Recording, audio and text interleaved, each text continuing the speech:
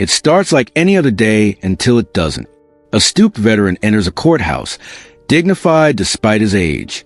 They humiliate him, mock his service, and tear apart his memories. But they've just disrespected the wrong man, their judge. It was just after 8 a.m. when Walter Harrison carefully climbed the stone steps of the Charleston Federal Courthouse. The morning sun caught the silver of his sparse white hair as he adjusted his weathered suit jacket with gnarled hands. At 75, the former Marine carried himself with quiet dignity despite his pronounced stoop, a posture that spoke of decades of both military bearing and the weight of years. He carried a worn leather portfolio in one hand, his knuckles slightly swollen with arthritis. The other hand gripped a simple wooden cane, though he seemed determined not to lean on it too heavily. A small, unassuming military pin adorned his lapel, the only visible sign of his service. Walter didn't wear his judicial robe outside the courtroom. He never did. He preferred to enter buildings like any other citizen, quiet, observant, unremarkable. But today, he wouldn't be greeted as a judge. He wouldn't even be treated with basic human dignity. At the security checkpoint, the atmosphere shifted. Officer Ryan Mercer, a court security officer known for his rigid demeanor and contempt for weakness, narrowed his eyes as Walter approached the metal detectors. "Hold up there, old-timer," Mercer called out, stepping forward with crossed arms. "Step aside." Walter paused, his blue eyes calm beneath bushy white brows. "Is there a problem, officer?" Mercer didn't answer.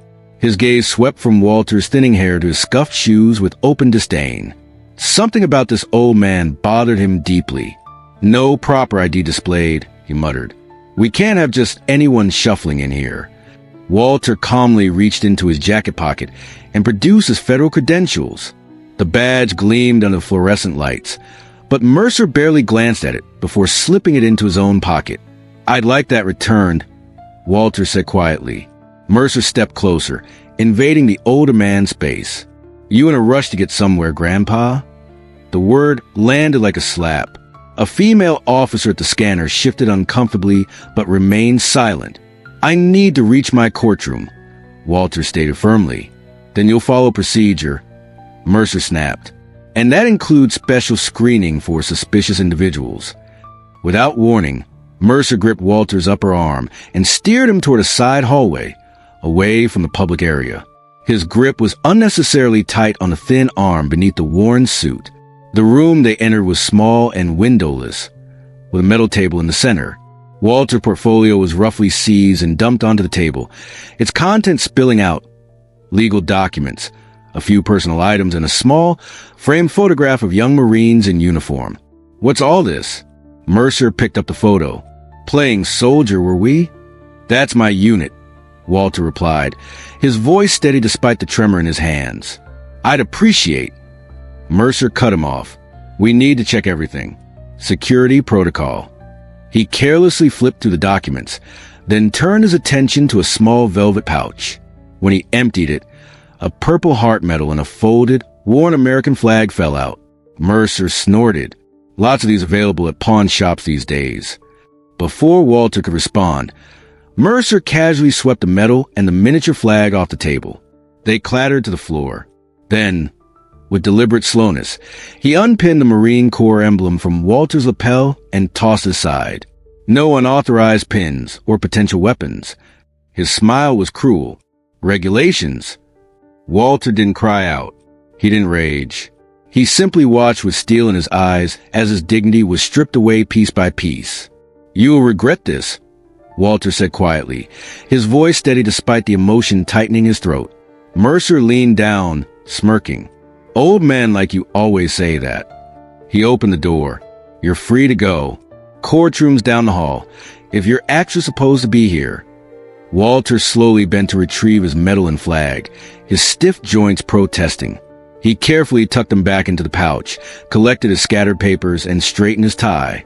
Not once did his calm demeanor crack. He walked with measured steps down the corridor, his cane tapping softly against the marble floor. Each step was purposeful, resolute. The humiliation buzzed in his ears, but decades of military discipline kept his expression neutral. His back as straight as his age-worn spine would allow.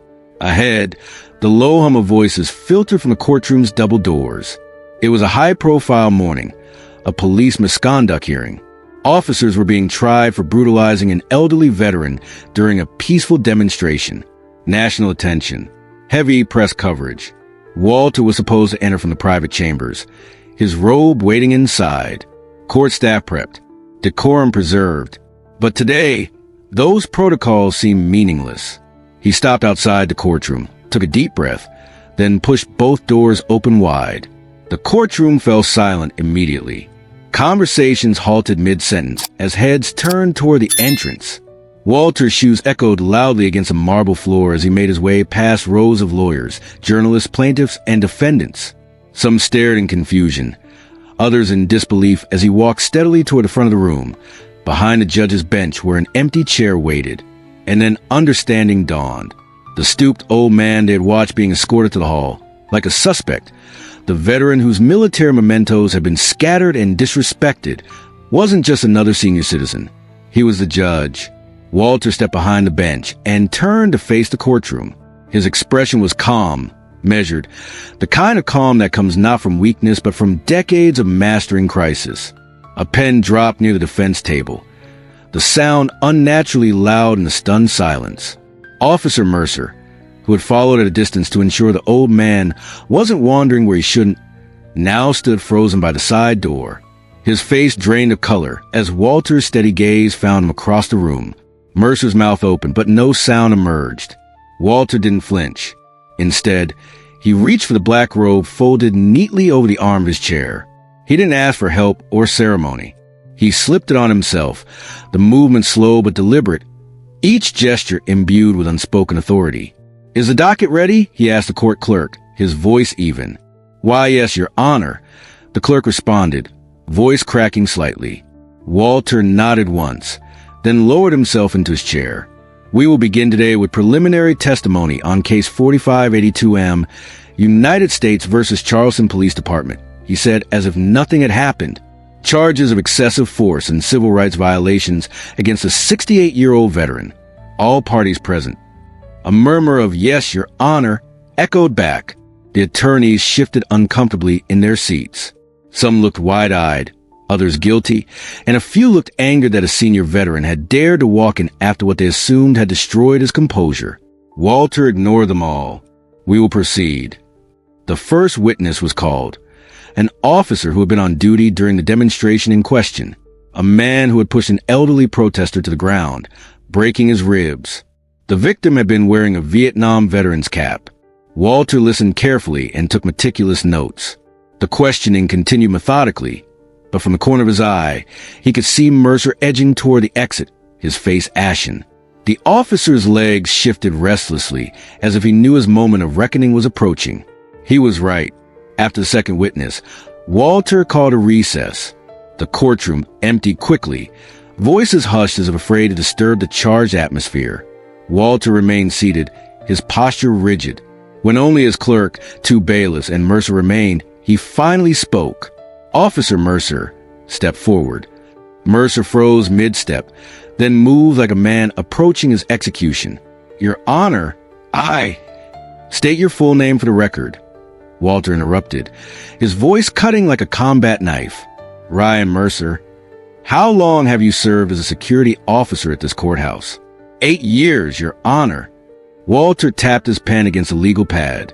"And in those 8 years, how many veterans have you screened in that room?" His emphasis on the word made it sound as dirty as it was. Color drained from Mercer's face. "I didn't know who you were." "That's not what I asked." Walter's voice didn't rise, but the temperature in the room seemed to drop. 12 formal complaints, all buried, because you hid behind security protocols. A young woman hesitantly entered the chambers. Emma Chun, a law intern barely into her 20s, approached with evident nervousness. "Your Honor," she said quietly, "I just wanted to say I saw what happened this morning." Her voice trembled. Officer Mercer has done this before. To other veterans. To people who can't fight back. She straightened her shoulders. "I've been afraid to report it, but if you need someone to testify, I will." Walter's expression softened momentarily. "Thank you, Ms. Chan." That takes courage. When court resumed, the atmosphere had subtly shifted. This wasn't just a hearing anymore. It was a reckoning. The witness was Howard Briggs, a 70-year-old Navy veteran with weathered hands and a resolute gaze. He sat in the witness stand to testify about how he had been tackled and pinned during a peaceful veterans benefits demonstration by officers now seated at the defense table. They saw my service cap and called a costume, Howard testified, his voice steady despite the emotion behind it. They said men, like me, were just looking for handouts. When I told them I'd served in Vietnam, one of them laughed and said, "So what?" Walter didn't interrupt. He didn't need to. Every word Briggs spoke cut through the courtroom's artificial decorum. When he finished, Walter leaned forward. "Mr. Briggs, thank you for your service, both to our country and to justice today." Briggs nodded, his voice breaking slightly. "I just want to know it meant something. That someone is finally listening." Walter looked at him not from the bench, not as a judge, but as one veteran to another. "You've been heard." Later, after Briggs stepped down and walked slowly past the officers who had dishonored his service, a representative from the Department of Justice approached the bench. "Judge Harrison," the woman said, "in light of today's revelations, we're opening an immediate investigation into courthouse security practices and the suppression of veterans' complaints." Walter nodded. "Begin with the supervisors who buried those 12 complaints against Mercer. Then look at who authorized the systematic disrespect of veterans." The DOJ representative nodded. "You should know, sir, that footage of this morning's incident was captured on security cameras. It's already reaching military communities online." Walter's expression remained neutral. "I didn't do this for publicity." "No," she replied. "That's why it matters." By afternoon, the courthouse steps were crowded with reporters and veterans of all ages, some in uniform, others wearing caps or pins denoting their service. Inside, the gallery had filled to capacity. Walter didn't call for silence when he re-entered. The hush fell naturally as he took his seat, the black robe now seeming to fit his frame more powerfully than before. The next witness surprised everyone. Thomas Lawson, a security supervisor nearing retirement, had requested to testify. He walked with a straight-back posture of military training, despite his civilian clothes. "I served 22 years before joining courthouse security," Lawson began. "What I've seen here has dishonored everything I stood for in uniform." He produced a folder of his own. "These are reports I filed about Officer Mercer's treatment of veterans and elderly visitors. Every one of them was returned marked insufficient evidence." Walter's face remained impassive. "Who authorized those dismissals?"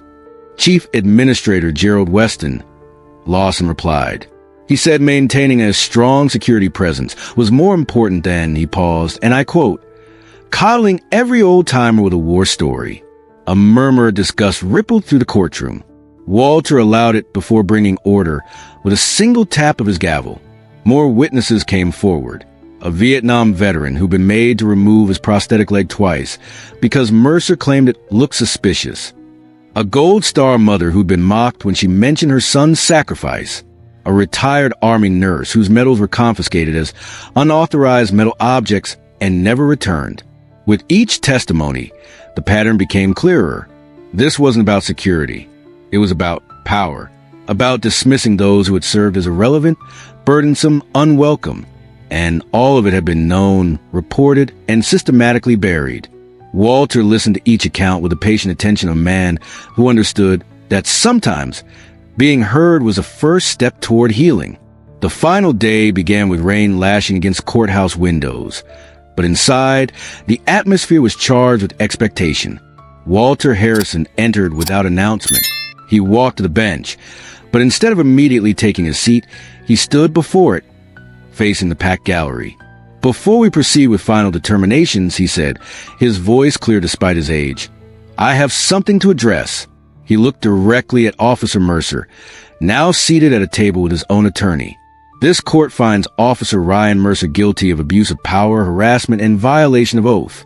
Effective immediately, he is terminated from his position and will face criminal charges." Mercer's face contorted, but Walter continued before he could speak. "But it doesn't end there. This court also recommends immediate review of every complaint filed under Mercer's watch and formal investigation into any official who suppressed them. He turned to the court reporter. Put that on the record. Walter then reached for a folder beneath his desk. This, he said, holding it up, is a policy proposal effective immediately. I am instituting a mandate for all security personnel under this jurisdiction. His voice never wavered. It's called the Harrison Directive. It requires comprehensive respect training, special considerations for elderly and disabled visitors, and zero tolerance for disrespectful behavior toward veterans or any citizens.